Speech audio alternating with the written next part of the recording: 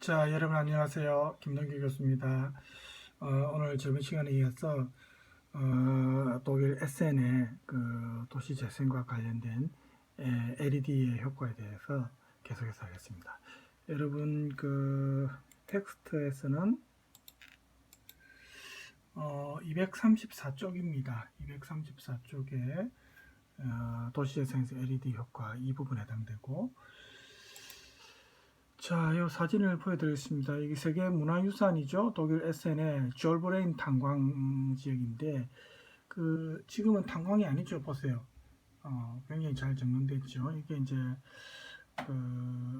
독일 에센에서 과거에 그 탄광 지역이 문화재로 변모한 그런 형태입니다. 지금 보세요.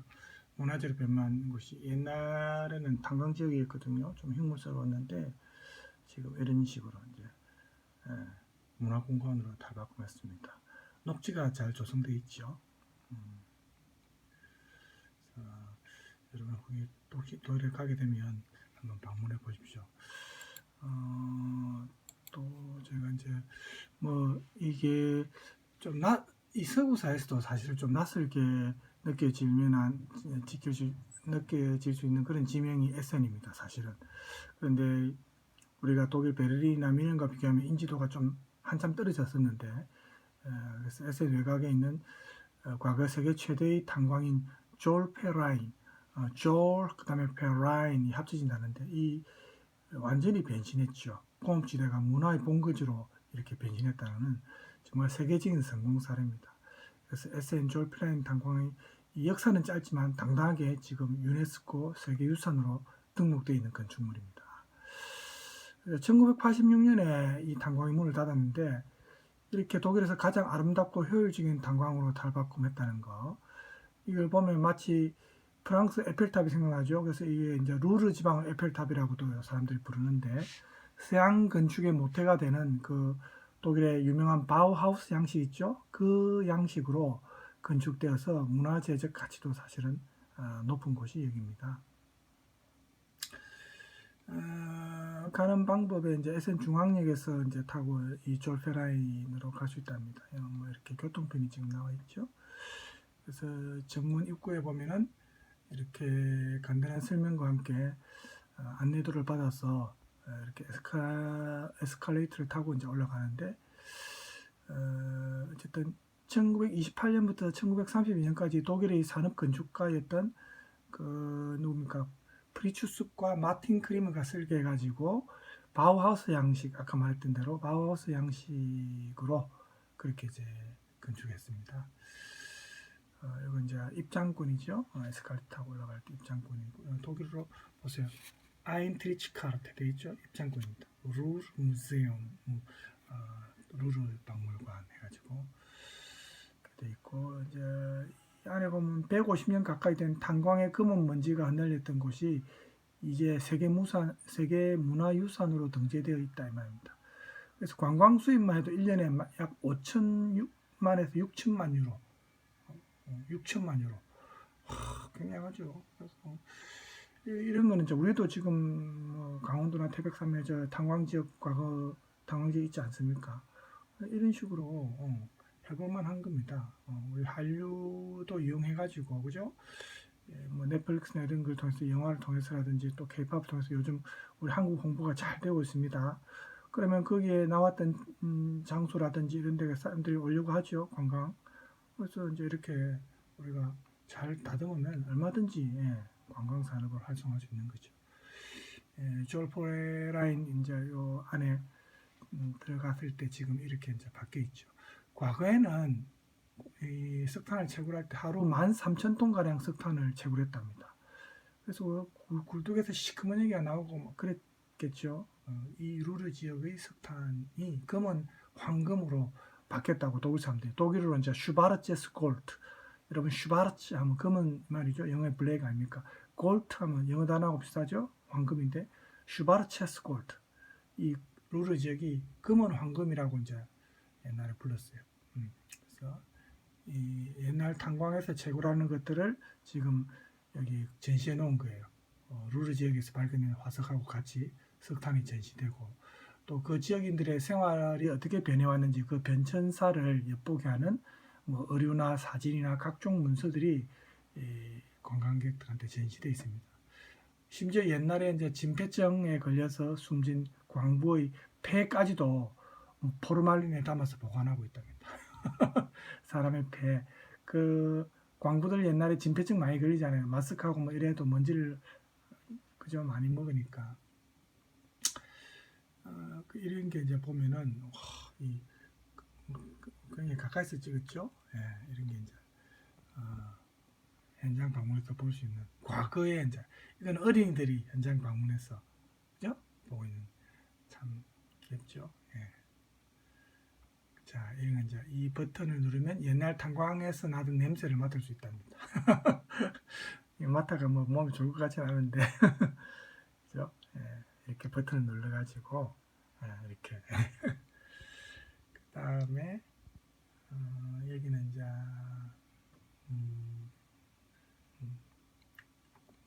잘 모르겠어요. 그냥 졸페라인 부분에 이제 볼거리들 해가 이렇게 또 안에 돼 있고, 그 다음에 이게 광부들이 낙스나 성모마리아상 같이 광부들이 생활을 보여주는 흔적들이 여기 남아 있답니다. 그렇죠? 낙스라든지 이런 거. 낙스 있죠? 여기 보세요. 이런데 흔적들.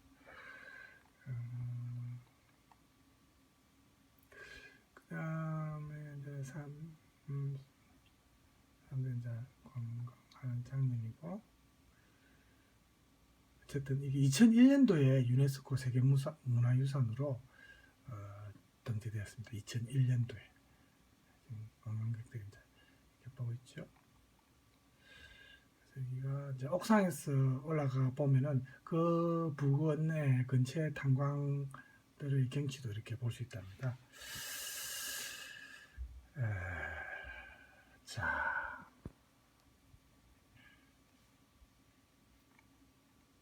네, 이렇게 녹지가 잘 조성되어 있죠.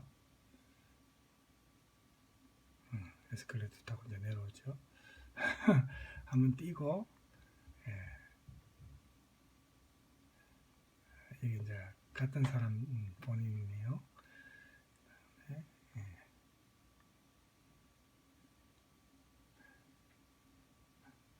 이제 이건 최근에 만들어진 거죠. 탄광과는 거리가 좀 멀죠. 자, 에센에 대한 뭐 이런 그 사진들이 있고, 자, 에센 시내 구경 제가 요거 켜드리면서 하겠습니다.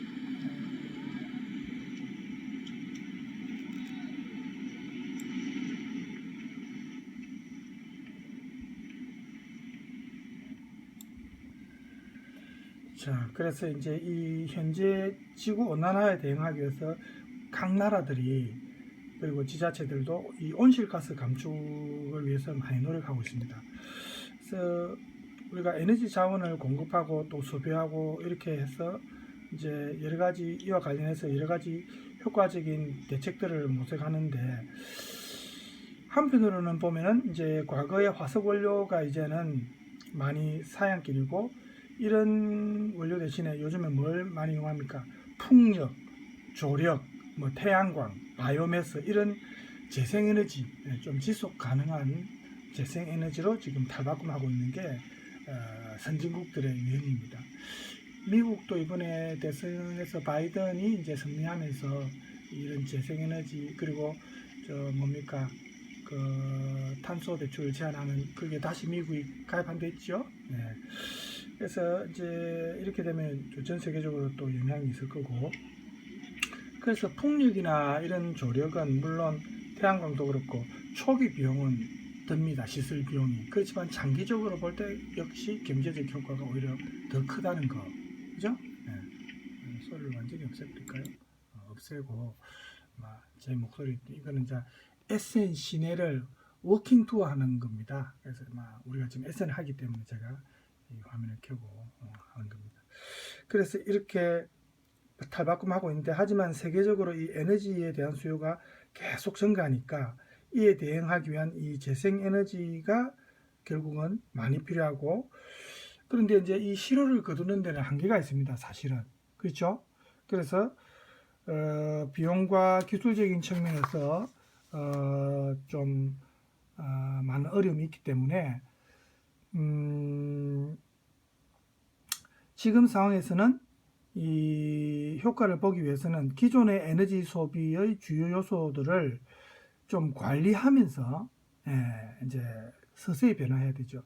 그 가운데 하나가 이제 지금 우리가 하고 있는 내용 중에 해당되는데, 백열등이나 형광등 이런 게 에너지를 너무 많이 잡아먹습니다. 백열등이 제일 많이 잡아먹죠. 그리고 이제 형광등도 마찬가지입니다. 그죠? 그래서 이 전통적인 조명을 LED 조명으로 교체하는 것도 굉장히 에너지 절감 효과가 있고 또 환경에도 좋죠. 그래서 전 세계 조명기구의 연간 소비 전력을 쭉 보면 우리 텍스트도 나와 있지만 엄청납니다. 그런 통계 자료는 여러분이 참조하시고, 그래서 전체 전력의 그 12 내지 15%에 해당되는데, 이게 또 이산화탄소도 엄청나게 배출합니다. 우리 텍스트에 보면 230호째 보세요. 17억 톤, 연간 해마다 17억 톤의 이산화탄소를 발생한다고 합니다. 우리나라 같은 경우도 이 조명기구가 차지하는 전력 소비량이 전체 전력의 약 20% 정도 차지한답니다. 그러니까 얼마나 큰지 알 수 있겠죠. 그리고 이렇게, 그런데 그 중에서 이 현대화된 효율적인 이 LED 조명기구를 통해서 약 20% 정도의 에너지 절감 효과를 만약에 거둔다면은 약 100만 킬로와트의 원자력 발전소 2기가 해마다 전력 생산을 하는 것과 맞먹는 에너지 대체 효과가 있답니다. 엄청나죠. 그러니까 우리가 지금 문재인 정권 들어서서 우리가 지금 이제 원전을 축소하고 이제 더 이상 건설하지 않으려고 하는데, 위험성이나 어떤 환경 문제, 국민의 생명을 생각해서 물론 필요한데, 자, 거기에 대한 대체 에너지, 이런 재생 에너지 이런 정책도 이제 더불어 진행되어야 되겠죠.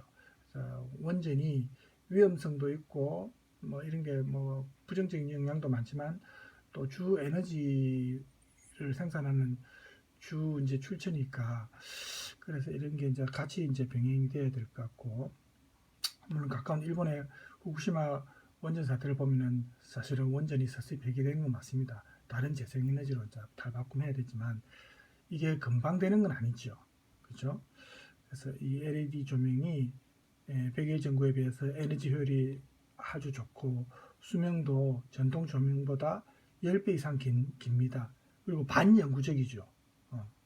그래서 이 전력을 작게 쓰면서 저전력이라 하죠. 또 수온도 없어요. 수온이 얼마나 몸에 안 좋습니까? 이 LED에 수온이 없다는 거, 이런 것도 얼마나 큰 장점입니까? 그래서 우리가 소위 말하는 녹색 성장에 정말 필요한 부분이 이 LED 조명입니다. 그런데도 이 전통 조명에 비해서 값이 좀 너무 비싸다 해가지고 이 LED 조명을 도입하는 것을 꺼리는 국가들이 많죠.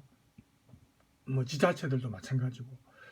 그래서 2008년에 세계 경제가 불황에 빠지니까 이 녹색 성장을 통해서 경제 불황을 극복하기 위한 방안의 하나로 이 LED 조명에 대한 그 관심이 이제 많이 나타났는데, 이러한 관심을 지방자치 차원에서 가장 먼저 실천한 도시가 이제 우리가 지금 하고 있는 에센입니다. 독일에.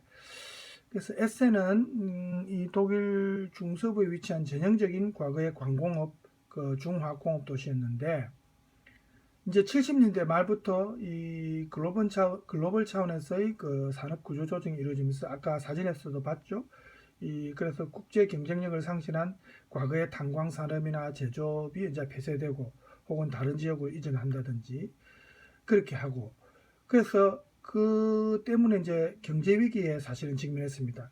그 영향 때문에 에센 도시 인구가 많이 감소했었어요. 또 선전하네요. 그래서 그러니까 이 서비스 산업도 위축되고 도시 기능과 활력이 많이 떨어졌어요. 그래서 과거에 이제 그런 환경에 반대되는 친환경적이지 않고 반환경적이라는 그런 도시다라는 그런 어떤 부정적 이미지가 있었는데, 이런 것도 이제 사실은 더 어려움을 가중시키는 작용을 했겠죠. 그래서 이런 위기에 맞서서 1990년대 중반에 SN이 이 환경과 문화를 키워드로 해가지고 루르 지역의 다른 도시들과 함께 도시의 정체성, SN이라는 도시의 정체성을 이제 다시 만들기 위해서 소위 말하는 도시 재생 프로그램을 이제 가동시킨 겁니다. 그래서 이때부터 이제 SN이 탈바꿈하는데 많은 영향을 받은 거죠. SNC가 최근에는 이제 그루가 공원이라고 있습니다. 독일어로 그루가 파크인데 이 여기에 구식 LED 조명을 이제 현대식 LED 조명으로 또 교체했습니다. 많이. 그러면서 80% 정도의 전기 에너지와 이산화탄소 배출량을 감축시켰답니다. 또 SN에 있는 그 중앙역의 경우에도 그 현대식 LED 조명으로 교체하면서 연간 우리 텍스트에 나와 있죠. 66톤의 이산화탄소 배출량을 감축했답니다. 그래서 지금 각국이 이산화탄소 배출하는 이게 지금 의무적으로 책정되고 우리나라도 지금 그렇게 되어 있는데 이 LED 전등으로만 바꿔도 이만큼 효과가 크다는 겁니다. 그렇죠? 다른 거 뭐 골치 아프게 여러 가지 생각할 필요 없이 조명만 이렇게 가로등하고 이것만 바꿔도 이 반영구적인 LED가 이렇게 효과가 크다는 겁니다. 그래서 초기 비용을 너무 겁낼 필요 없이 우리가 장기적으로 봐서 정책을 세워야 되지 않겠습니까? 그래서 이런 노력들이 하나하나 모여서 오늘날 이 SN이 친환경도시라는 새로운 과거의 어떤 그 오명을 벗고 새로운 정체성으로 이제 거듭나게 된 거죠. 이 도시가 이제 이미지가 달라지면서 브랜드화 되는 거죠. 우리가 20세기는 결국 군사력이나 경제력 같은 물리적 파워가 국가 경쟁력을 좌우하기도 하지만 동시에 국가의 미래를 결정하는 중요한 요소인데 근데 이 20세기에서는 그랬지만 이제는 21세기에는 소프트 파워, 즉 인간의 이성과 감성에 기초한 그런 어떤 좀 크리에이티브한 산물, 창조적인 산물을 통해서 이 문화적 영향력이 굉장히 중요시되는 그런 시대입니다.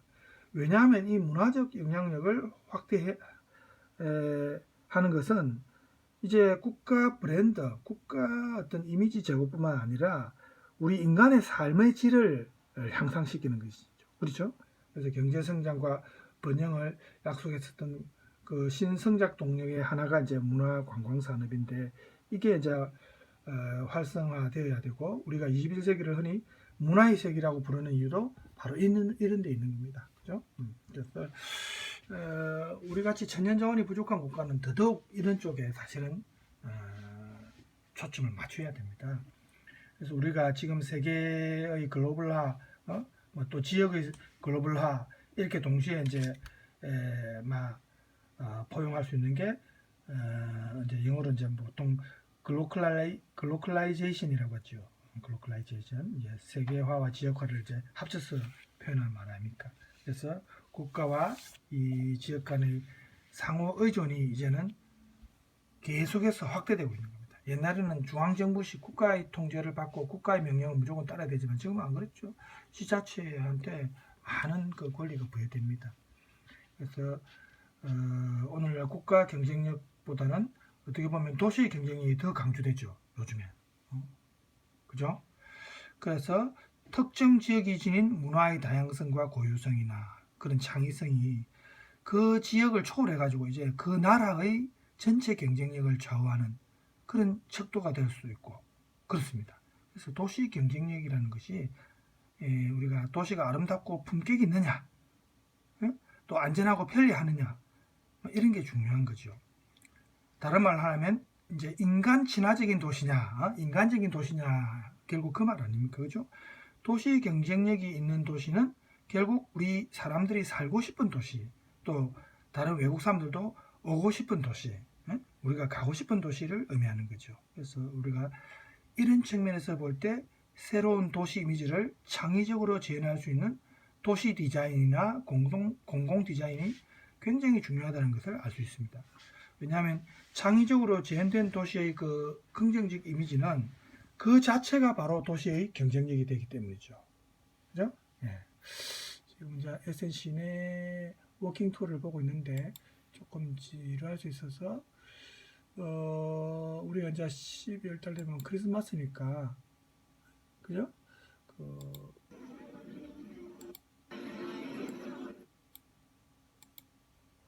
독일 에센의 크리스마스 마켓인데, 그죠? 네, 한번 보세요. 아직 크리스마스는 뭐 멀었지만 우리가 한번 미리 맛본다는 의미였어, 그죠? 예.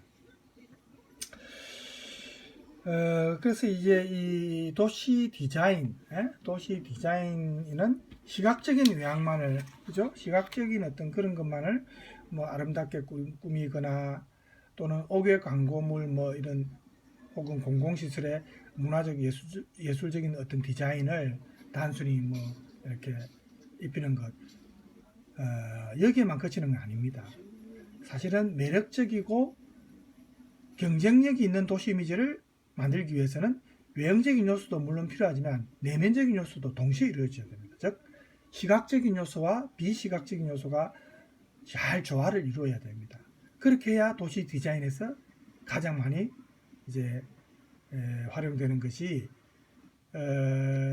뭡니까? 요즘에는 이야기를 만들어야 된다죠. 스토리 메이킹입니다. 스토리 메이킹. 그래서 자, 요 그 다음에 이제 이것도 빠르게 지나는 개인이 독일 에센을 여행한 내용인데 막 괜찮은 것 같아서 제가 찾아냈는데 한번 봐보세요. 그래서 이렇게 스토리를 만들어야 된다. 스토리 메이킹이 필요하고 또 이미지를 만들어야 된다. 한 도시의 스토리텔링이 결국 필요하다는 겁니다. 우리 스토리텔링이라는 말 많이 쓰죠.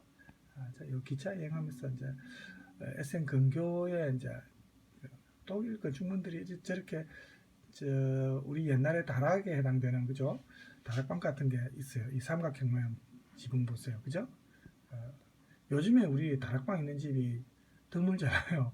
저도 어릴 때 단층집에 살 때 다락방이 살았는데 요즘엔 좀 드물어요. 다락방이 어릴 때 탁 그 자기만의 공간을 갖고 가, 그죠? 독일 건축물이 이런 특징이 있습니다. 그래서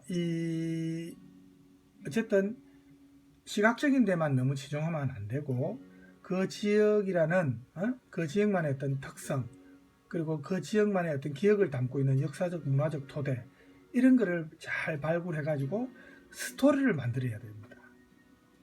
그리고 이제 이것을 시각적인 이미지로 또 형상화해야 되고, 그죠? 그런 게 이제 동시에 필요한데 지금 이제 이 에센에서 이렇게 잘 펼치고 있는 이 LED의 장점이 아까도 말했지만 그 환경 친화적인 거, 그 다음에 전기를 아낄 수 있는, 절약할 수 있고 또 서형화하면서 또 감성적인 요소가 많겠죠. 뭐 비 오는 날이나 밤에 LED 조명을 쫙 보면은 굉장히 로맨틱하다 했죠. 그래서 이런 장점들이 빛의 양보다는 질과 색상이 중요한 우리 이 도시의 야간 경관, 야간 경관에 아주 적합한 조명이 이 LED 조명입니다. 전통 조명과 비교할 때 도시 고유의 이미지를 창출하고 그 도시의 야간의 어떤 경치를 미적으로 표현하는데 아주 유리한 게 LED 조명이죠. 그래서 실제로 에센이 1990년대 중반부터 이 LED를 활용해서 에센이라는 도시의 역사성과 장소성 그리고 어떤 미적인 감성을 강화해 가지고 이 아주 풍부한 역사 혹은 문화 콘텐츠를 생산하고 또 세련되고 매력적인 도시 공간을 결국 만들어낸 겁니다. 그렇죠? 그래서 과거의 그 폐 탄광에서 이제는 문화예술을 창작하는 공간으로 탈바꿈해가지고 아까 말했다시피 유네스코 세계문화유산 촐페어라인, 독일어로 이제 우네스코 벨트 에르베 촐페어라인 이렇게 말하는데 이렇게 탈바꿈해가지고 과거 루르 지역에서 가장 큰 이제는 콘스트홀, 에센 콘스트홀도 있습니다. 필하모니 SM 해가지고 에센 콘스트홀도 있고 또 림베르크 광장이라고 유명한 독일 최대의 쇼핑센터가 있는 곳이 있고 에센 대성당, 또 에센 알토 음악극장 이런 식으로 많은 어떤 그 볼거리도 같이 가지고 있습니다. 그래서 이 아까 말했던 그루가 공원 단지라든지 이런 곳은 전시회를 해마다 개최합니다. 그래서 전시회를 개최하면서 이제 40년 이상 또 이어지면서 수백만 명 이상의 내국인들뿐만 아니라 외국인들도 찾는 또 국제 크리스마스 시장도 이 SN에서 있고, 또 독일에서 가장 오래된 빛의 축제인 에센 빛 축제 주간이 있습니다. 잠깐 멈추고 우리 텍스트에 그 그림을 보여드릴까요? 238쪽에 보면은 나옵니다. 자, 이 흑백이지만 이 에센 빛 축제입니다. 그죠? 이제 이게 그 어디입니까? 그 가장 오래된 빛 축제가 이제 에센 빛 축제 주간이 가장 독일에서 오래된 빛 축제입니다. 그 다음에 폴프강 박물관, 무제엄 폴크방 이렇게 이제 독일어로 부르죠. 그래서 이런 거, 그 다음에 디자인 박물관 등 이런 게 에센의 문화예술 관광을 위한 대표적인 콘텐츠입니다.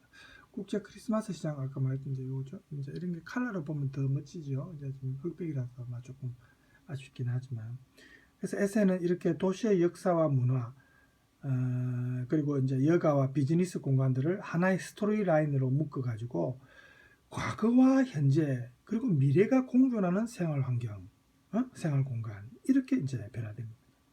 얼마나 멋집니까? 과거와 현재와 미래가 공존하는 그런 공간이다. 생활 공간.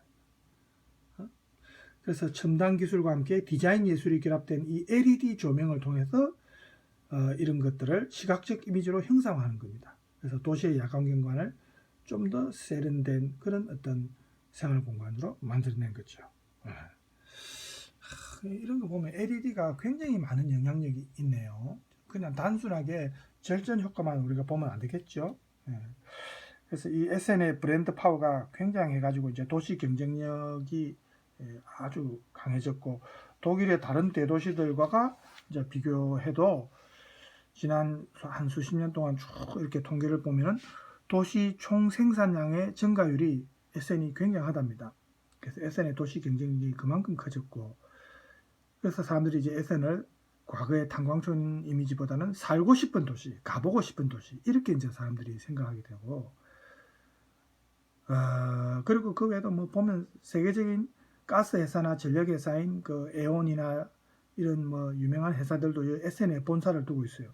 SN으로 옮긴 겁니다. 원래 있었던 게 아니고 이 SN이라는 지역이 너무 이제 도시 경쟁력이 좋으니까 이렇게 외부에서 이제 큰 기업들의 본사가 이쪽으로 이전하는 겁니다. 최근에 이제 홍콩 사태 때문에, 민주화 사태 때문에 홍콩에 있던 뉴욕타임즈 본사라든지 이제 서울로, 우리나라 서울로 이전한다고 지금 하고 있죠. 왜 일본 도쿄가 아니냐고 일본 사람들은 난리인데, 일본은 사실은 비민주적인 국가 아닙니까? 겉으로만 민주주의인 척하지 사실은 거의 정부의 통제를 받고 있는 중앙 집권식입니다. 그래서 방송도 그렇고 정부에서 시키는 대로, 역사 왜곡도 그렇고 그 뭐 반론을 제기하는 사람은 몇 명 안 되죠. 그래서 그런 거 보면은 참 그 어쨌든 은폐와 조작의 국가가 아닌가 이런 생각이 들어요. 그래서 이번에 이제 코로나 사태 때문에 이제 선진국의 민낯들이 많이 드러났는데, 특히 일본 같은 경우에는 정말 그 의료 분야라든지 후진적인 면모, 또 정보통신 분야라든지 후진적인 면모가 많이 드러났죠. 일본이 지금 우리나라를 아직도 자기들 뭐 과거처럼 자기들보다 못한 국가로 생각하는 게 이제는 정신을 좀 차려야 될 겁니다. 자, 뭐 독일 이야기하다가 또 잠깐 생각이 나서 얘기했고, 그래서 이제 이 SN 같은 경우에 이렇게 이제 다양한 형태의 투자도 유치하게 되면서 이제는 정말 국가 경쟁력이 커지고, 이런 LED 도시 조명 때문에 이렇게 아름답고 정말 개성과 매력이 넘치고 또 생태계도 보존하고 우리 인간한테도 안전하고 이렇게 이제 많은 그 여러 가지 부수 효과를 동시에 거둔 겁니다. 그래서 여러분 그 텍스트에도 보면은 그런 내용이 이제 계속 나오고 있는데, 240쪽에 보면은 SN의 문화 기반회가 도시 마케팅이 또 나오고 있어요. 그래서 그 부분도 이제 지금 시간이 30분이니까 조금 더 합시다.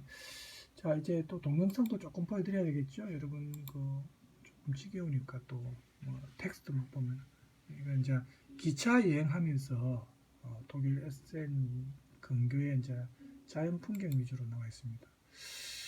자, 아까 에센 시내요 맞아 봅시다. 시내 이제 워킹 투어니까 우리가 이거는 뭐 전체적으로 개관하는 건 아니지만 에센의 분위기를 느낄 수는 있죠. 자, 그래서 역사적으로 이 에센이 중세 후기 때부터는 그 당시에는 이제 무기 공장이 많았습니다. 그리고 산업화가 되면서 아까 말했던 이제 옛날에 그 광산 산업 이런 게 이제 에센이 중심지였지만 60년대 이후에 중공업이 이제 쇠퇴하면서 구조조정을 겪게 됩니다. 그래서 에센 시민들이 사실은 생각을 잘한 게 그 흉물스럽고 오염된 산업유산을 철거하고 새로운 산업시설을 건설하는 게 아니고 이 산업유산을 에센이라는 지역의 역사와 그 정체성을 가진 문화자산으로 인식한 겁니다. 그러니까 완전히 뭐 그냥 철거해버리고, 또 광고가 나오네요. 그냥 거기에 천편일률적인 다른 도시와 비슷한 뭐 공원을 짓는다든지 이런 식으로 이제 안 했다는 거죠. 그래서 그 생각을 잘한 거예요. 그래서 이 산업유산을 어쨌든 자기들 문화자산으로 인식해가지고, 그러니까 과거의 에센이 이제 중공업 같은 경우에 과거의 산업유산으로부터 이 문화산업이라는 랜드마크를 만들어낸 거죠. 변신한 거 아닙니까? 그래서 2001년도에 아까 말했다시피 유네스코 세계문화유산으로 지정됐죠. 조얼페어 라인 광산이. 아까 사진에 제가 보여주지 않았습니까? 여기 어디입니까? 여기 이제 요 사진에 나와 있죠.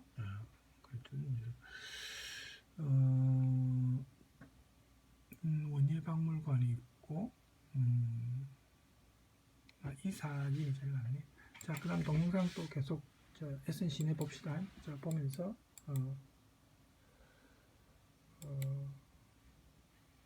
제가 어디를 누르겠죠? 자, 그래서 예술 문화에 기반한 이 도시를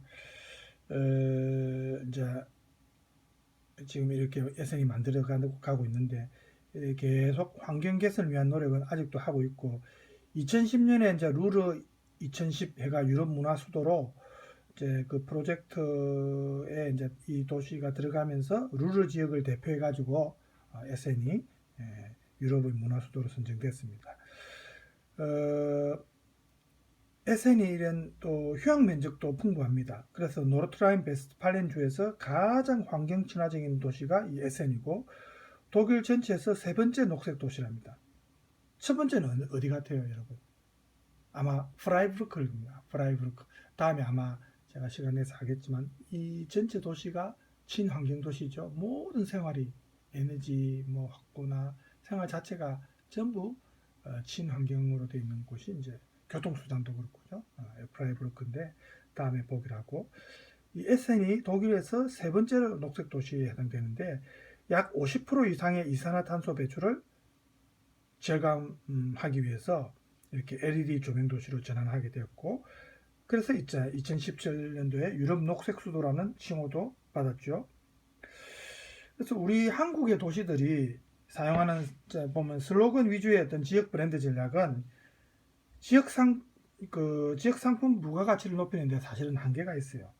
그 지역 이미지나 전통이나 또 산업, 뭐 축제 이런 지역 문화 콘텐츠를 기반으로 해서 브랜드 개발이 사실은 있어야 됩니다. 그 지역, 그 도시만의 브랜드. 그죠? 그래서 이런 게 사실은 쉽지 않습니다. 뭐 따라다 보면은 천편일률적으로 비슷해져 버려요. 따라하면은. 그래서 많은 생각이 필요하고 그 지역 주민들의 의견도 수렴하면서 그죠? 뭐 공모 같은 거 의견 수렴 공모 같은 걸 통해 가지고 상금을 제법 많이 내걸면 사람들이 많이 그 의견을 개진할 거 아닙니까? 그죠? 그렇게 해가지고 이제 반영하고 이렇게 하면 되겠죠. 그래서 에센의 이 대표적 문화 행사인 아까 사진에도 나왔지만 에센 빛 축제 있죠? 이게 해마다 진행되는데 이 소재가 탄광을 비롯한 대규모 산업시설들이 필요로 하는 전기시설이 이 도시의 중요한 역사성과 정체성, 상징성을 갖게 된 겁니다. 그래서 이걸 전략적으로 사실은 채택한 것이고 또 독일 같은 경우에 햇빛이 많이 부족한 나라 아닙니까? 1년에 3개월 정도 빼고는 일조량이 부족하죠. 그래서 이렇게 햇빛이 부족한 겨울 시즌에 이 주민들과 방문객들에게 행복감을 선사하는 기능을 수행하는 것이 이 비축제입니다. 사실 우리가 햇빛을 많이 쬐지 않으면 면역력도 떨어지고 건강에 안 좋죠.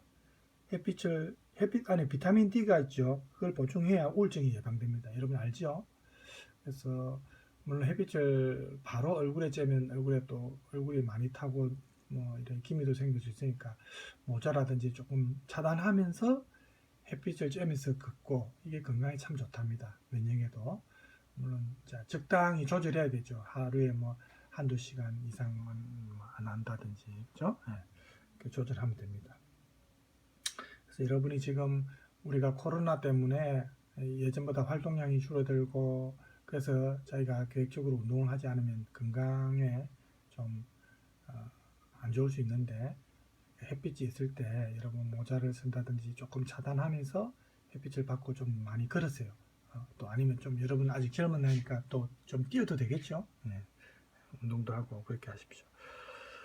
자, 그래서 이 SNC가 이제 이 행사가 SN 국제 크리스마스 시장 아까 흑백 사진에 봤죠? 이거와 함께 시너지 효과를 내서 이제 약 500만 명의 방문객들이 SNC로 들어오고 문화 관광 수익이 굉장히 올라가고 이 도시 마케팅이 어쨌든 성공한 겁니다. 그래서 SNC가 그 다양한 방식으로 전기와 이런 조명 산업을 활용해 가지고 도시 재생에서 환경 친화적인 경제 효과를 어쨌든 극대화시키는 데 성공했고 그 사례가 이제 아까 SN 거루가 공원이라고 있죠. 이 공원이 약 그 60만 평방미터로 유럽 최대의 가장 큰 또 매력적인 놀이공원이랍니다.